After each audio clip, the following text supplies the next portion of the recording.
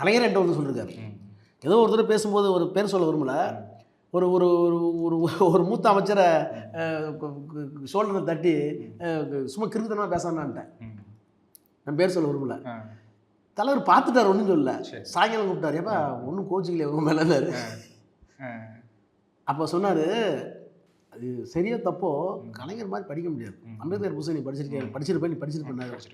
அவர் சொன்னார், நுகத்தடி உணர்வுன்னு அம்பேத்கர் ஒன்று சொல்லுவார் தெரியுமான்னார். உள்ளபடி நான் படிக்கலை, நான் படித்தது மாதிரி ஞாபகம்ட்டேன். போய் பார்த்தா புல் அண்ட் யோக்குன்னு சொல்லுவார் அவர். ஒரு நீங்கள் கிராமத்துக்காரர் தானே, வண்டியை தூக்குனீங்கன்னு வச்ச நுகத்தை மாடு தானே போய் தலையை கொடுக்கும். ஆமாம், அது இயல்பாக வந்துடும். ஆமாம், அது மாட்டுக்கு எவ்வளோ பெரிய பலம், மாடு எவ்வளோ பெரிய மிருகம். ஆனால் உன் பழக்கப்படுத்தி அதுக்கு தவிடு புண்ணாக்கு போட்டு தூக்குன உடனே தானாக போய் உள்ள விழுவும், வண்டி பூட்டிக்கும். ஆமாம், இந்த மனநிலையை அம்பேத்கர் இங்கே சொல்லியிருக்காரு. அது இங்கிலீஷில் இல்லை, மராட்டியில் வந்து இவர் எப்பயோ படிச்சிருக்காரு. இந்த சாதிய மனநிலை வந்து யோக்கன் புல் சைக்காலஜின்னு அம்பேத்கர் சொல்லியிருக்காரு. உங்களுக்கு தெரியுமான்னாரு. ஏன்னா அம்பேத்கர் நான் ஆங்கிலத்தில் படிச்சிருக்கேன், இவர் அதெல்லாம் தாண்டி அப்போ தான் சொன்னார், இந்த சாதிய வன்மங்கிறது நானே தாழ்ந்த சாதி தான், நமக்கெல்லாம் எதுக்கு கோயிலுக்குள்ளே போகணும், நமக்கு எதுக்கு அந்த இடத்துக்கு போகணும், அவங்க பெரிய ஜாதி தானே அப்படிங்கிற மனோபாவத்தை விதைத்தது தான் இந்த இந்து மதம், இந்த ஜாதிலாம். அந்த தாழ்வு மனப்பான்மை பல பேர்த்துக்கு நான் பார்த்துருக்கேன். ஆனால் அது ஒன்றுட்டு கொஞ்சம் கூட இல்லை எடுத்துருவாங்க. அப்போ எவ்வளோ ஊன்றி பார்த்துருக்காரு.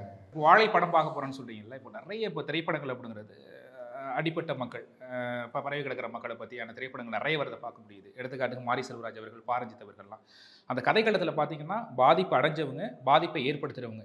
இப்போ சமீப காலமாக பார்த்தீங்கன்னா அந்த பாதிப்பை ஏற்படுத்தினாங்கல்ல, வில்லன்களை காட்டுறாங்களே, அவங்கள கொண்டாடுற ஒரு மனோபாவம் அப்படிங்கிறதெல்லாம் இங்கே நிறைய பார்க்க முடியுது தமிழ் சினிமாவில், ரசிகர்கள் அப்படிங்கிறது. அது இருக்கதான சாதிய கட்டுப்பாடு வரைக்கும்.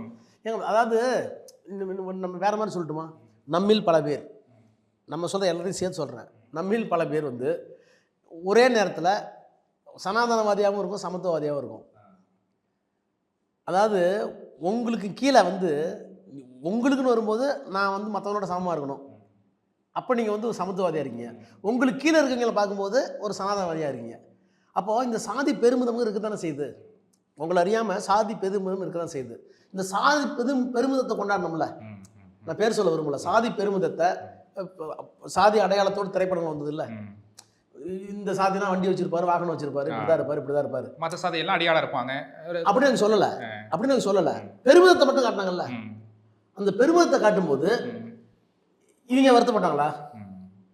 இல்லை. இதுதான் சமூகம் காட்ட விரும்புறீங்களா, இந்த சாதிய உயர்வு தான் காட்ட விரும்புறீங்களா அப்படின்னு அவங்க யாரும் கேட்கல. அது மாதிரி இவங்க நாங்கள் இந்த இழிவுல தான் இருந்தோம், இன்னமும் கொஞ்சம் இருந்துகிட்டு இருக்கோம், இனிமேல் வெளியே வர விரும்புகிறோம். இது இது இது வந்து எங்களுடைய வாழ்க்கை ஒரு பாடமாக இருக்கட்டும், உங்களுக்கு படிக்கலாம் இருக்கட்டும் சொல்கிறதுக்கு எப்படி பெருமிதத்தை எடுத்தாங்களோ அது மாதிரி சிறுமையை எடுத்து வெளியே சொல்கிறதுல என்ன தப்புன்னு எனக்கு தெரியும்.